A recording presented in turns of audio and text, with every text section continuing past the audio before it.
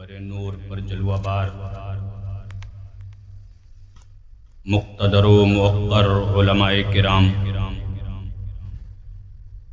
و معزز حاضرین و سامعین اہل سنت، السلام علیکم ورحمۃ اللہ وبرکاتہ۔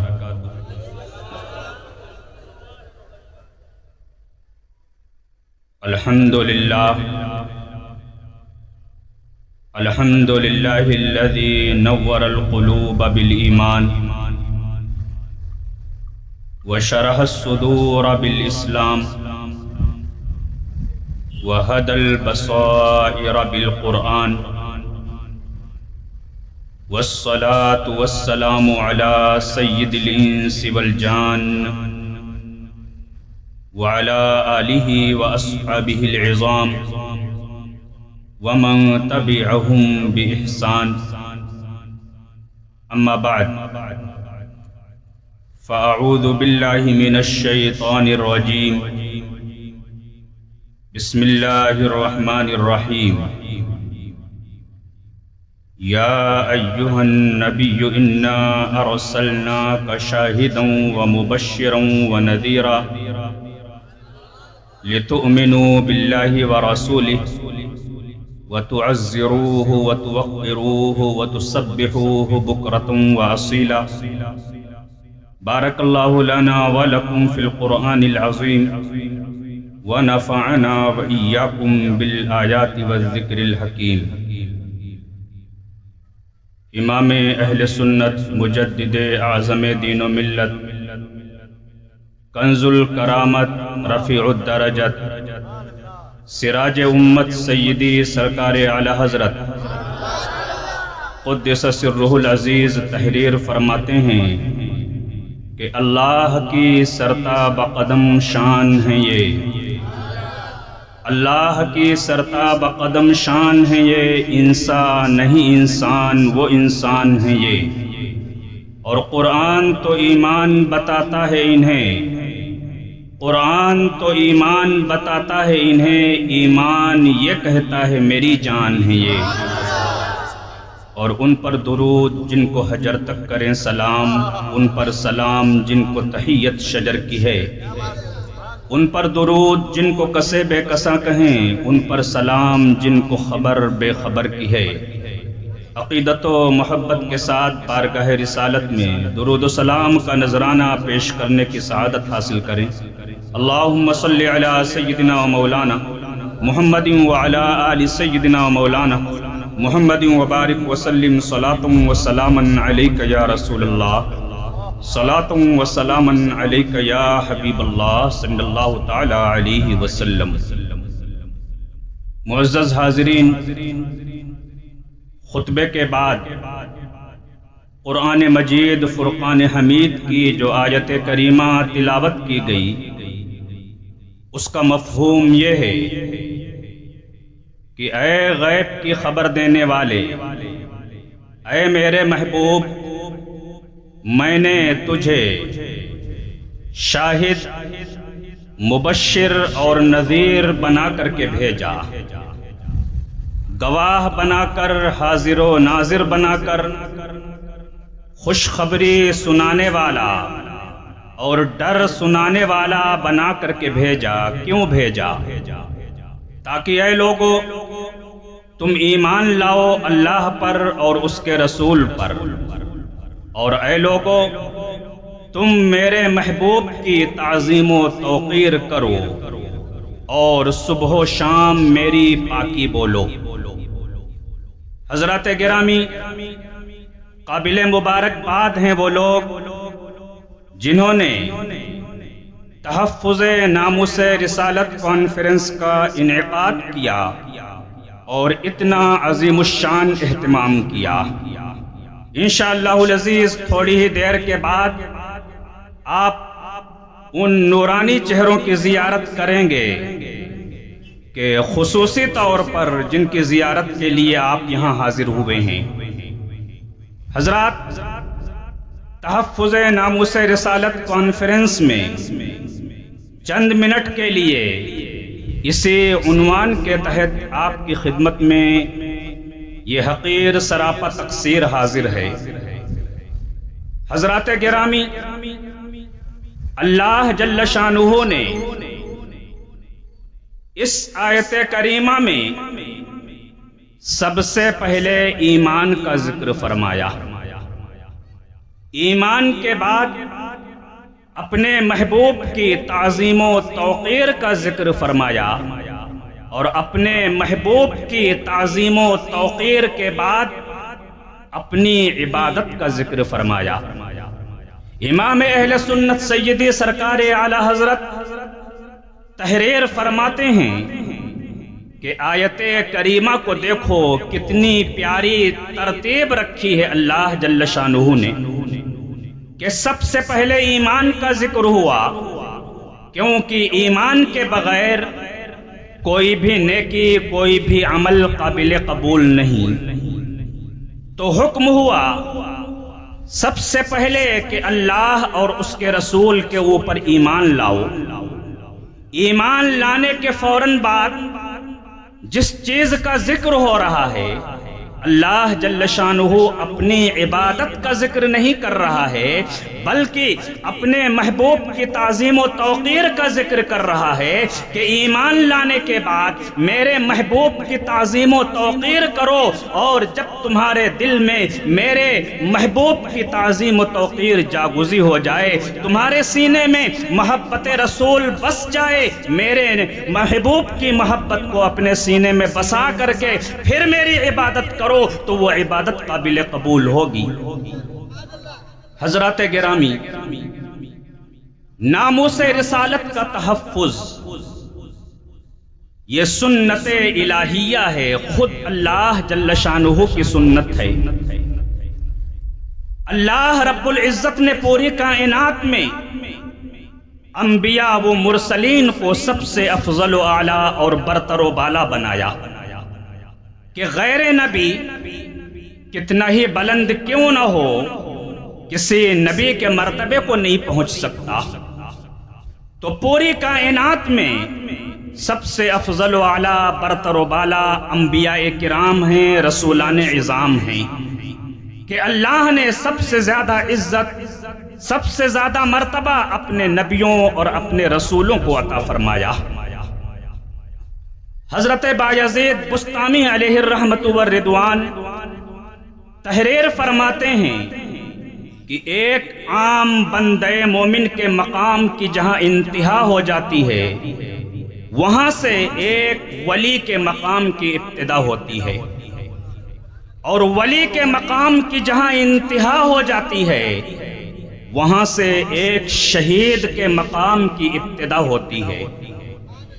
شہید کے مقام کی جہاں انتہا ہو جاتی ہے، وہاں سے ایک صدیق کے مقام کی ابتدا ہوتی ہے، اور صدیق کے مقام کی جہاں انتہا ہو جاتی ہے، وہاں سے نبی کے مقام کی ابتدا ہوتی ہے، اور نبی کے مقام کی جہاں انتہا ہو جاتی ہے، وہاں سے ایک رسول کے مقام کی ابتدا ہوتی ہے، اور رسول کے مقام کی جہاں انتہا ہو جاتی ہے، وہاں سے جو اولو العزم رسول ہیں۔ رسولوں میں بھی چند رسول وہ ہیں جن کو اولو العزم رسول کہا گیا ہے۔ حضرت ابراہیم خلیل اللہ علیہ السلام جو حضور رحمت عالم صلی اللہ علیہ وسلم کے بعد سب سے افضل و اعلیٰ برتر و بالا ہیں، اولو العزم رسولوں میں شامل ہیں۔ حضرت موسیٰ کلیم اللہ علیہ السلام اولو العزم رسولوں میں شامل ہیں۔ حضرت عیسیٰ روح اللہ علیہ السلام اولو العزم رسولوں میں شامل ہیں۔ تو حضرت بایزید بسطامی فرماتے ہیں کہ جہاں پر ایک رسول کے مقام کی انتہا ہو جاتی ہے، وہاں سے اولو العزم رسولوں کے مقام کی ابتدا ہوتی ہے، اور جہاں پر اولو العزم رسولوں کے مقام کی انتہا ہو جاتی ہے، وہاں سے مقام مصطفیٰ کی ابتدا ہوتی ہے۔ یہ تو ابتدا ہے، لیکن مقام رسول کی، میرے آقا صلی اللہ تعالیٰ علیہ وآلہ وسلم کے مقام کی جو انتہا ہے، وہ انتہا ان کے رب کے سوا کسی کو معلوم ہی نہیں۔ تو پوری کائنات میں سب سے افضل و بالا اعلیٰ برتر و بالا انبیاء کرام اور رسولان عظام ہوتے ہیں، اور پوری مخلوق میں، پوری کائنات میں سب سے افضل و اعلیٰ برتر و بالا ہم سب کے آقا و مولا حضور رحمت عالم نور مجسم صلی اللہ تعالیٰ علیہ وآلہ وسلم ہیں۔ سارے اونچوں میں اونچا سمجھیے جسے، ہے اس اونچوں سے اونچا ہمارا نبی، سب سے اعلیٰ و اولا ہمارا نبی، سب سے بالا و اعلیٰ ہمارا نبی حضور رحمت عالم صلی اللہ تعالیٰ علیہ وسلم بلا شبہ پوری کائنات میں سب سے افضل و اعلیٰ ہیں، سب سے برتر و بالا ہیں۔ اللہ جل شانہ نے ارشاد فرمایا وَرَفَعْنَا لَكَ ذِكْرَكَ، اے میرے محبوب تیرے لیے میں نے تیرے ذکر کو بلند کر دیا۔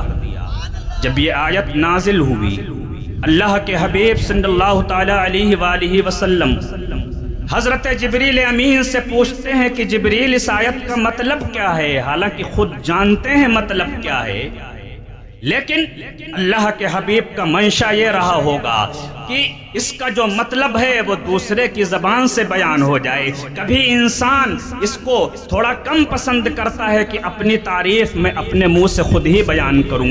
حضرت جبریل بارگاہ الہی میں عرض کرتے ہیں کہ مولا اس کا مطلب کیا ہے؟ اللہ اکبر اللہ اکبر۔ اللہ جل شانہ نے ارشاد فرمایا کہ جبریل اس کا مطلب یہ ہے جعلت تمام الایمان بذکرک معی، کہ اے میرے محبوب ہم نے تیرے ذکر کو اتنا بلند کر دیا ہے کہ ہم نے ایمان کی تکمیل ہی اس بات کے اوپر موقوف کر دی ہے کہ تیرے ذکر کے ساتھ میرا بھی ذکر، میرے ذکر کے ساتھ تیرا ذکر بھی کیا جائے۔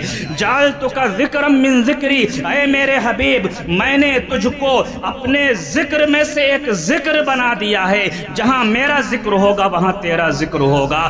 عرش پہ تازہ چھیڑ چھاڑ، فرش پہ طرفہ دھوم دھام، کان جدھر لگائی یہ تیری ہی داستان ہے۔ حضرات گرامی اللہ کے حبیب صلی اللہ تعالیٰ علیہ وآلہ وسلم کا مرتبہ اتنا بلند و بالا ہے، ظاہری اعتبار سے بھی دیکھیں یوں تو جو عظمت اور رفعت ہے وہ ہے ہی کہ پوری کائنات میں سب سے افضل ہیں، لیکن ظاہری طور پر بھی اللہ نے اپنے محبوب کو اتنی بلندی پر بلایا، اتنی اونچائی پر بلایا کہ کسی مخلوق کا وہاں گزر نہیں۔ اتنا بلند کیا، اتنا بلند کیا کہ عرش معلی کے اوپر بلایا، لامکاں کی منزلوں میں آپ کو فائز فرمایا۔ اتنی اونچائی کے اوپر لامکاں کی منزلوں میں عرش کے اوپر بلا کر کے یہ دکھا دیا کہ اے میرے محبوب تیری میری بارگاہ میں عزت یہ ہے کہ میں نے تجھے سب سے بلند کیا ہے۔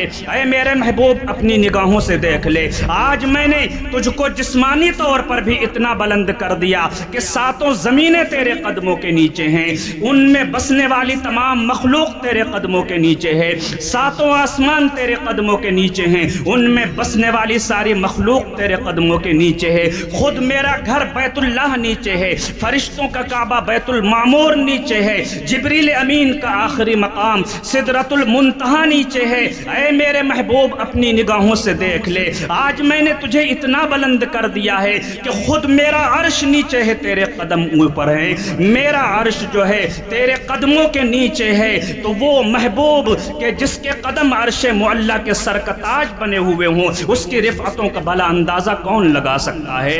اس کی اونچائیوں کا بھلا اندازہ کون لگا سکتا ہے؟ امام اہل سنت جھوم اٹھتے ہیں زہ عزت و اعتلاء محمد کہ ہے عرش حق زیر پائے محمد، تمام مخلوق میرے آقا کے قدموں کے نیچے ہے۔ اللہ نے اتنی عزت عطا فرمائی، اتنی بلندی عطا فرمائی اپنے محبوب پاک صلی اللہ تعالیٰ علیہ وآلہ وسلم کو۔ اس پوری تمہید کا مقصد اور منشا یہ تھا کہ اللہ جل شانہ نے اپنے محبوب کو سب سے زیادہ باعزت اور سب سے زیادہ باعظمت بنایا ہے، اور دنیا میں اس لیے بھیجا کہ میرے محبوب کی تعظیم اور توقیر کی جائے، میرے محبوب کی عزت کی جائے۔ اب اگر کوئی اللہ کے حبیب کی شان میں گستاخی کرتا ہے تو وہ اللہ کے غضب کو دعوت دیتا ہے۔ اللہ اپنے محبوب کے ناموس کا محافظ ہے، اپنے محبوب کی عزتوں کا محافظ ہے۔ میرے نبی کی عزت کو بھلا کون گھٹا سکتا ہے؟ تو گھٹائے اسے، کسی کے نہ گھٹا ہے نہ گھٹے، جب بڑھائے تجھے اللہ تعالیٰ تیرا۔ جو لوگ گستاخیاں کرتے ہیں، ناموس رسالت کے اوپر کیچڑ اچھالتے ہیں، یہ ایسے ہی ہے کہ کوئی چاند کے اوپر تھوک رہا ہو، چاند پر کوئی تھوکے گا تو خود اس کے منہ پہ آ کر کے گرے گا۔ چاند کا کچھ نہیں بگڑنے والا ہے، چاند کا کچھ نہیں ہونے والا ہے۔ اللہ کے محبوب کی عزت کو بھلا کون گھٹا سکتا ہے؟ وہ کوئی نہیں گھٹا سکتا جب اللہ اپنے محبوب کی عزت کو بڑھا رہا ہے۔ جو لوگ بھونکتے ہیں، گستاخیاں کرتے ہیں، وہ خود اللہ کا غضب مول لیتے ہیں۔ اور یہ بھی یاد رہے کہ آپ کتابیں پڑھ کر کے دیکھیے، تاریخ انسانی کا مطالعہ کر کے دیکھیے، اللہ جل شانہ نے ایسا تو بہت بار ہوا کہ اپنے گستاخوں کو ڈھیل دے دی۔ کوئی اللہ کی شان میں بکواس کر رہا ہے، اللہ نے مہلت دے دی، جلد اس کی پکڑ نہیں کی۔ ایسا تو ہوا ہے کہ اس کو ڈھیل دیتا رہا اللہ تعالیٰ، مہلت دیتا رہا، لیکن جب کسی نے اللہ کے نبیوں کی شان میں گستاخی کی ہے، اللہ رب العزت نے اس کی گرفت فرمائی ہے، اللہ رب العزت نے اس کو ذلیل و خوار کیا ہے، دنیا میں بھی وہ رسوا ہوا ہے، اور آخرت میں اس کے لیے جو عذاب ہے وہ تو بہت بھیانک ہے۔ آپ تاریخ اٹھا کر کے دیکھیے، نمرود پوری دنیا پر اس کی بادشاہت اور حکومت تھی، دنیا کا بادشاہ تھا، اپنے وقت میں تنے تنہا پوری روئے زمین کے اوپر اس کی سلطنت کی، پوری روئے زمین کے اوپر یہ حکومت کرتا تھا، اور اس نے خدائی کا دعویٰ کر رکھا تھا۔ اللہ جل شانہ نے اس کو ڈھیل دے کر کے رکھا، چھوٹ دے کر کے رکھی۔ حالانکہ اتنا بڑا مجرم کہ خدائے وحدہ لا شریک کو چھوڑ کر کے خود اپنی ربوبیت کا اعلان کرتا تھا کہ میں تمہارا رب ہوں، میری عبادت کرو، اللہ نے ڈھیل دے رکھی، چھوٹ دے رکھی۔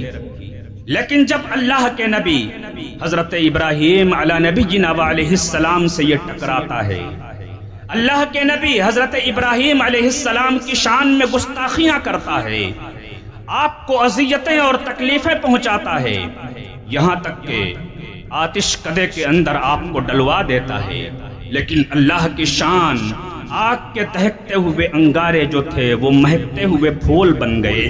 امام اہل سنت فرماتے ہیں، فضل جلیل خلیل سے پوچھو، فضل جلیل خلیل سے پوچھو، آگ میں باغ لگاتے یہ ہیں۔ کتنے سادے انداز میں پورے واقعہ کی عکاسی کر دی امام اہل سنت نے۔ جب حضرت ابراہیم علیہ السلام سے ٹکرایا تو آپ جانتے ہیں اللہ نے اس گستاخ نبی سے کس طرح سے بدلہ لیا۔ اللہ کی شان بھی کتنی عظیم ہے، وہ اگر چاہ لے تو اتنے بڑے ظالم و جابر، اتنے بڑے دنیا کے بادشاہ سے کہ جس کی پوری دنیا کے اوپر حکومت ہے، ایک بہت ہی چھوٹی مخلوق جسے ہم مچھر کے نام سے جانتے ہیں، مچھر کو مسلط کر دیا اس کے اوپر۔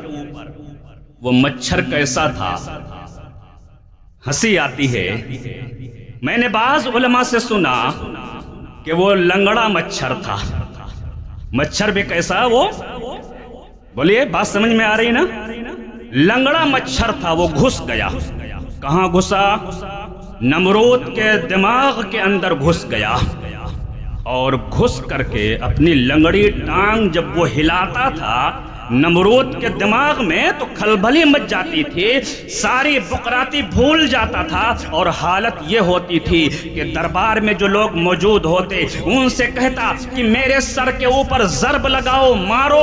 کتابوں میں آتا ہے کہ لوگ چمڑے کے جوتے سے اس کے سر کے اوپر مارتے، ٹھوس چیز سے مارتے تو ہو سکتا ہے مارتے مارتے سر پھٹ جاتا، تو نرم چیز یعنی چمڑے کے جوتے سے اس کے سر کے اوپر مارتے، لوگ ضربیں لگاتے۔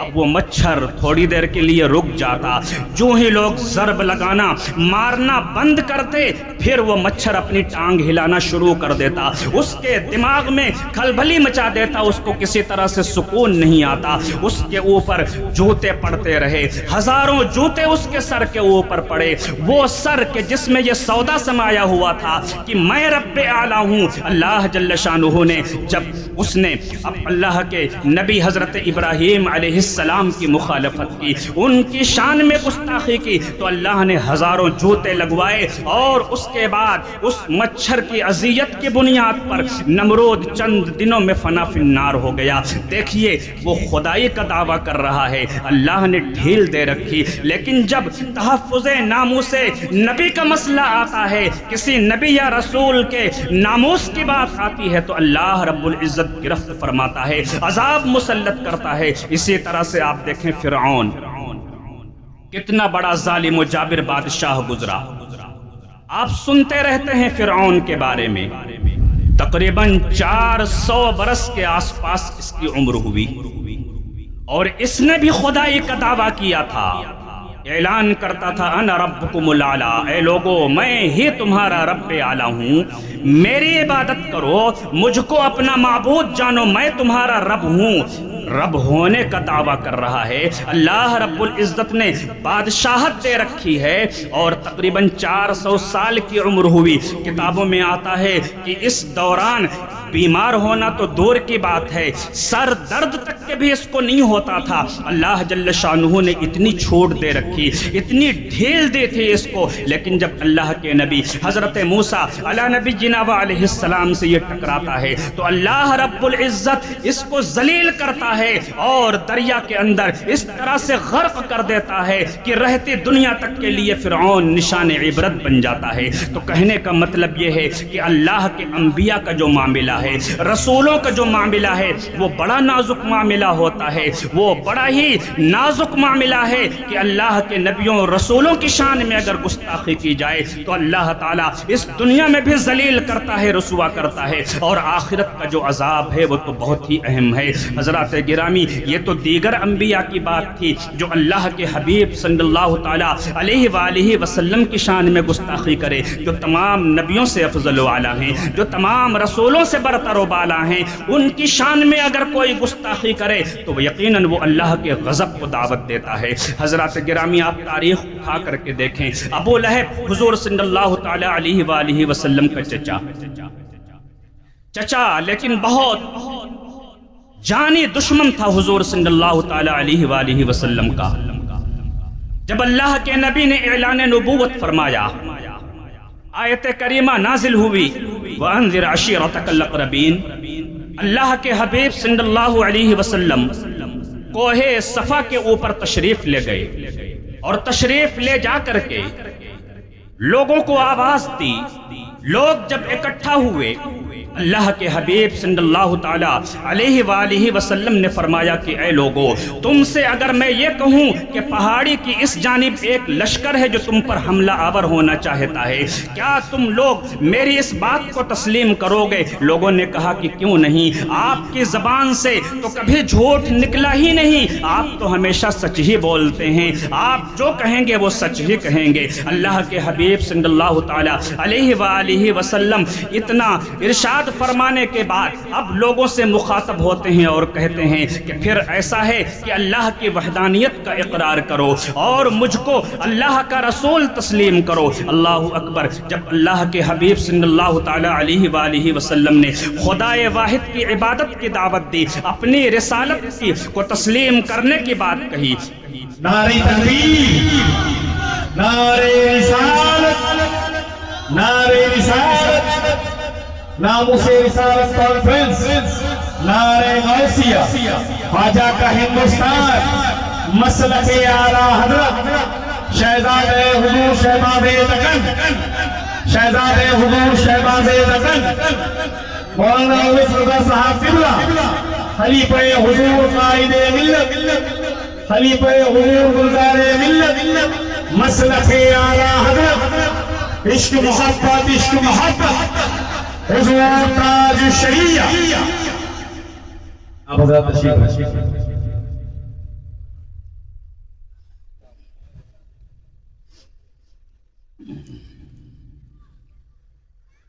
محبت کے ساتھ درود پاک پڑھ لیں۔ اللہم صلی علی سیدنا مولانا محمد وعلی آل سیدنا مولانا محمد وبارک وسلم، صلاۃ و سلام علیک یا رسول اللہ صلی اللہ تعالی علیہ وسلم۔ تو حضرات گرامی، میں یہ عرض کر رہا تھا کہ اللہ کے حبیب صلی اللہ تعالی علیہ وآلہ وسلم نے کوہ صفا سے اللہ کی وحدانیت اور اپنی رسالت کی جب دعوت دی، ابو لہب بھی وہاں پر موجود تھا۔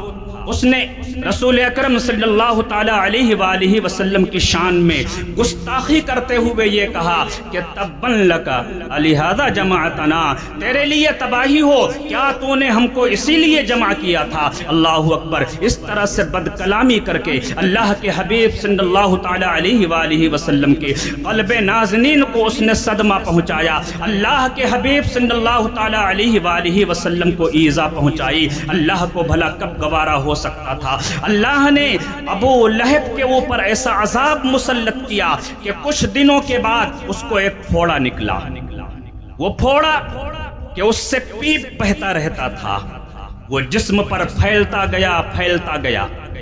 حالت یہ ہو گئی کہ جسم میں جگہ جگہ سے پیپ نکل رہا ہے، گھر والے بھی اس کا ساتھ چھوڑ کر کے دور ہوتے جا رہے ہیں، کوئی قریب آنے کے لیے تیار نہیں ہے۔ اسی ماحول میں چند دنوں میں وہ واصل جہنم ہو گیا، وہ مر گیا، فنا فی النار ہو گیا۔ اب عالم یہ تھا کہ اس کی لاش کے قریب آنے کے لیے کوئی تیار نہیں تھا۔ ایک دن بیت گیا، 2 دن بیت گئے، 3 دن بیت گئے، لاش سے بدبو آ رہی ہے، اہل محلہ پریشان ہیں، لوگ اس کے بیٹوں کو ملامت کر رہے ہیں کہ یہ کیا کر کے رکھا ہے تم لوگوں نے، لاش تو ٹھکانے لگاؤ، اتنی بدبو آ رہی ہے۔ آبادی کو لوگ بدبو سے پریشان ہیں۔ آخرکار اللہ جل شانہ نے اسے اتنا ذلیل کیا کہ اس کے گھر والوں نے حبشیوں کو کرائے پر بلوایا، اجرت پر بلوایا۔ وہ حبشی لوگ آئے اور لکڑیوں سے، ڈنڈوں سے اس کی لاش پھینک کر کے، یعنی وہ بھی ہاتھ لگانے کے لیے تیار نہیں تھے، اس کی لاش لکڑی لگا کر کے دور کرتے تھے، اس طرح سے گھسیٹ کر کے لے گئے، ایک گڈھے میں گرا دیا اور اوپر سے اینٹ اور پتھر وغیرہ ڈال کر کے پاٹ دیا۔ تو اللہ کے حبیب صلی اللہ تعالی علیہ وسلم کے ناموس کا جو معاملہ ہے وہ بڑا نازک معاملہ ہے۔ تھوڑی دیر کے لیے اللہ اپنے گستاخ کو تو چھوٹ دے دیتا ہے، ڈھیل اور مہلت دے دیتا ہے، لیکن انبیاء کے گستاخ کو اللہ تعالیٰ ڈھیل اور مہلت نہیں دیتا۔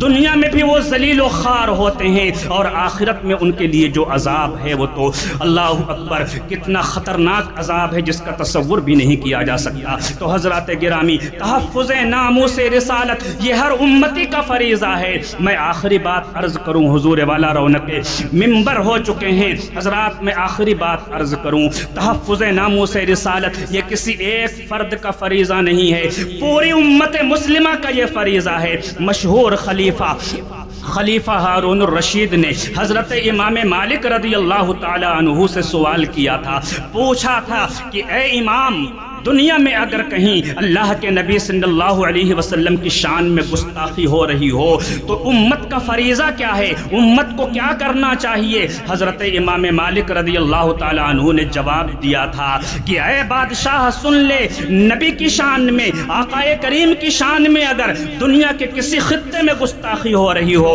امت کا فریضہ یہ ہے کہ اس گستاخ رسول کو جواب دیا جائے۔ اس امت کا فریضہ یہ ہے کہ گستاخ رسول سے گستاخی کا بدلہ لیا جائے۔ خلیفہ ہارون الرشید نے عرض کیا کہ حضرت اگر حالات ایسے ہو گئے ہوں کہ امت بدلہ لینے کے اوپر قدرت نہ رکھتی ہو، طاقت نہ رکھتی ہو، حالات ایسے ہو گئے ہوں، تب کیا کرنا چاہیے؟ تاریخی جملہ کہا تھا حضرت امام مالک نے کہ اگر ایسی صورت درپیش ہو تو امت کو مر جانا چاہیے اور امت کو زندہ رہنے کا حق نہیں ہے کہ اس کے نبی کے ناموس کے اوپر حملہ ہو اور امتی زندہ رہے، اس کو زندہ رہنے کا حق نہیں ہے بلکہ امت کو پھر مر جانا چاہیے۔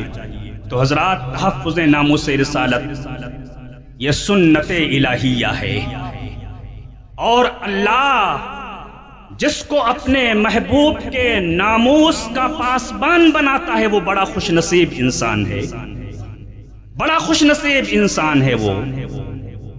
آپ نے سنا ہوگا بھی چند برس پہلے پڑوسی ملک کی سرزمین پر ایک عاشق رسول تھا جسے دنیا ممتاز قادری کے نام سے جانتی ہے۔ ممتاز قادری گستاخ رسول کو اس نے وہاں پہنچایا جہاں اس کو پہنچنا چاہیے۔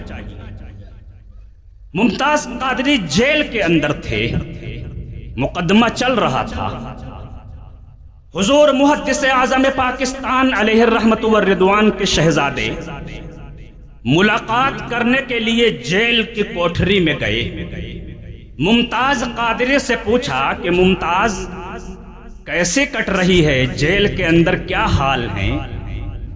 ممتاز قادری عرض کرتے ہیں کہ حضرت پوچھئے مت، جب سے میں جیل میں آیا ہوں ایسا لگتا ہے میرے آقا کی وہ نگاہ عنایت ہے میرے اوپر کہ جیل کی یہ کوٹھری جیسے میرے لیے مدینے کی گلی بن گئی ہو۔